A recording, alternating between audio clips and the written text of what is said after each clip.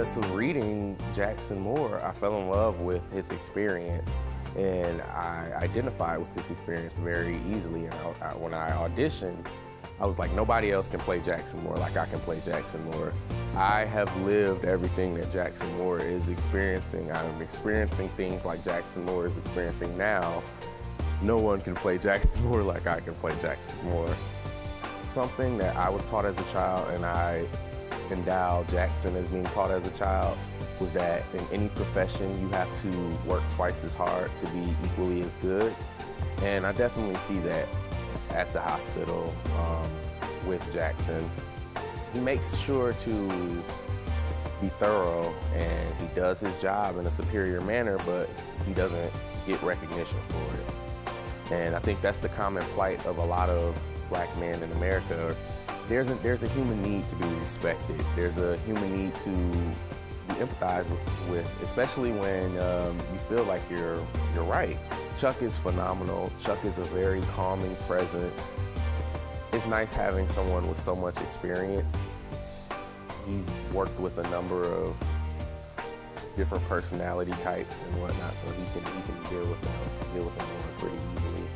We all have a sense of camaraderie with each other since beginning Smart People, so it is definitely very pleasant. Having an understanding of our characters allowed us to mesh and to not be too actory, but to actually identify with our characters and come at the situation from their perspective. This was very much so a play where we connected deeply with our characters. The friendship with Brian became easier as I got to know Daniel more and more. He has a moment in the last scene where he says, well, Jackson, you're my only friend. And it's easy to connect to that. Aaliyah's great.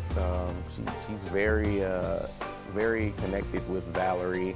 Jenny is one of my favorite characters. There's a very thin distinction between Lucy as a person and Jenny as a character. It's funny, we all identify with our characters very much. I appreciate Smart People for its cathartic value. I think that Lydia put a lot of herself into this play.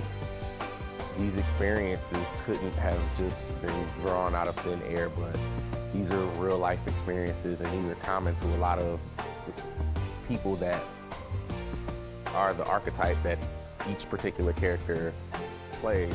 I hope that people will leave examining their own selves, their prejudices, their biases. If you took the movie Crash and mixed it with the TV show Big Bang Theory, you'd have Smart People. You should come see it.